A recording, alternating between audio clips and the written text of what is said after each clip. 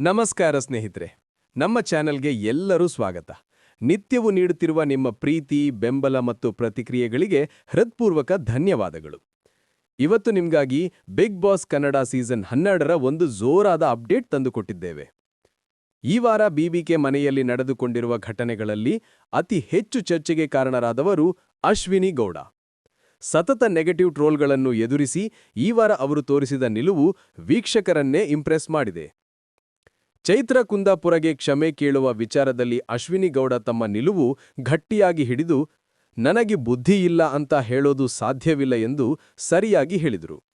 ಈ ಮಾತು ಕೇಳಿ ವೀಕ್ಷಕರು ಈ ಬಾರಿ ಅಶ್ವಿನಿ ನಿಲುವು ಸಖತ್ ಸರಿಯಾಗಿದೆ ಎಂದು ಬೆಂಬಲಿಸಿದ್ದಾರೆ. ಮನೆಯಲ್ಲಿ ಬಿಬಿ ಪ್ಯಾಲೇಸ್ ಟಾಸ್ಕ್ ನಡೆಯುತ್ತಿದ್ದರೆ ಅತಿಥಿಗಳಾಗಿಯೇ ಉಗ್ರಂ ಮಂಜು, ಚೈತ್ರ ಕುಂದಾಪುರ, ಮೋಕ್ಷಿತಾ ಪೈ ಮುಂತಾದವರು ಬಂದಿದ್ರು. ಈ ಟಾಸ್ಕ್ ಮಧ್ಯೆ ಅಶ್ವಿನಿ ಗೌಡಗೆ ಕೊಟ್ಟ ಕನ್ನಡದ ಬಗ್ಗೆ ಮಾತನಾಡುವ ಚಾಲೆಂಜ್ ಸಖತ್ ವೈರಲ್ ಆಗಿದೆ. ಅವರು ಹೇಳಿದ ಮಾತು, ಕನ್ನಡ ನಮ್ಮ ಸ್ವಾಭಿಮಾನ, ಈ ಮಣ್ಣಿನಲ್ಲಿ ಹುಟ್ಟಿರುವುದು ನನಗೆ ಪುಣ್ಯ ಎಂಬ ಸ್ಪೀಚ್ ವೀಕ್ಷಕರ ಮನಗೆದ್ದಿದೆ. ಇನ್ನು ಪೌಡರ್ ರೂಮ್ನಲ್ಲಿ ನಡೆದ ದರ್ಪಣ ಸುಂದರಿ ಪ್ರಶ್ನೆಯ ವಿಚಾರದಲ್ಲಿ ಕಾವ್ಯ ಮಾಡಿದ ಕಮೆಂಟ್, ಇಲ್ಲಿ ಯಾರಿಗೂ ತಲೆಯಲ್ಲಿ ಬುದ್ಧಿ ಇಲ್ಲ ಎಂಬುದು ದಂಗಾಗುವಂತೆ ಮಾಡಿತು. ಅದಕ್ಕೆ ಎಲ್ಲರೂ ಕ್ಷಮೆ ಕೇಳಿದರು. ಆದರೆ ಅಶ್ವಿನಿ ಗೌಡ ಮಾತ್ರ ನನಗೆ ಬುದ್ಧಿ ಇಲ್ಲ ಅಂತ ಹೇಳಲ್ಲ, ಆದರೆ ತಪ್ಪಿಗೆ ಕ್ಷಮೆ ಕೇಳ್ತೀನಿ ಎಂದು ತಮ್ಮ ನಿಲುವು ಗಟ್ಟಿಯಾಗಿ ಹಿಡಿದ್ರು. ಅತಿಥಿಗಳು ಬ್ಲ್ಯಾಕ್ಮೇಲ್ ಮಾಡಿದ್ರಾ? ಉಗ್ರಂ ಮಂಜು ಕೇಳಿಲ್ಲ ಅಂದ್ರೆ ಎಲ್ಲರನ್ನೂ ನಾಮಿನೇಟ್ ಮಾಡ್ತೀನಿ ಅಂದಾಗ ಅಶ್ವಿನಿ ಗೌಡ ಇದಕ್ಕೆ ತಿರುಗೇಟು ನೀಡಿ, ಯಾರಿಗೆ ಅನ್ನಿಸುತ್ತೋ ಅವರು ಕೇಳಲಿ, ಎಲ್ಲರಿಗಾಗಿ ಏಕೆ ಒಪ್ಪಿಕೊಳ್ಳಬೇಕು ಎಂದು ಸ್ಪಷ್ಟವಾಗಿ ಹೇಳಿದರು.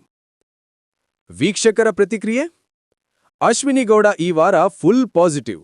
ಕಾವ್ಯ ತಪ್ಪು ಮಾಡಿದ್ದಾಳೆ, ಅತಿಥಿ ಬಂದಿದ್ದಾರೆ ಎಂದ್ರೆಲ್ಲ ಕರೆಕ್ಟ್ ಅಲ್ಲ ಎಂದು ಟ್ರೆಂಡ್ ಆಗುತ್ತಿದೆ. ವಿಡಿಯೋವನ್ನು ಕೊನೆಯವರೆಗೆ ನೋಡಿದ್ದಕ್ಕಾಗಿ ತುಂಬಾ ಧನ್ಯವಾದಗಳು ಸ್ನೇಹಿತರೆ. ನಿಮ್ಮ ಅಭಿಪ್ರಾಯಗಳನ್ನು ಕೆಳಗಿನ ಕಮೆಂಟ್ ಸೆಕ್ಷನ್ನಲ್ಲಿ ತಪ್ಪದೆ ಬರೆಯಿರಿ. ಇನ್ನೂ ಸಬ್ಸ್ಕ್ರೈಬ್ ಮಾಡಿಲ್ಲ ಅಂದ್ರೆ ಈಗಲೇ ಮಾಡಿ. ಲೈಕ್ ಮಾಡಿ, ಶೇರ್ ಮಾಡಿ, ನಿಮ್ಮ ಫ್ರೆಂಡ್ಸ್ಗಳಿಗೂ ಕೂಡ ಕಳಿಸಿ. ಮತ್ತೆ ಇಂದಿನಂತೆ ಮತ್ತೊಂದು ಅಪ್ಡೇಟ್ ಜೊತೆ ಶೀಘ್ರದಲ್ಲೇ ಭೇಟಿಯಾಗ್ತೇನೆ.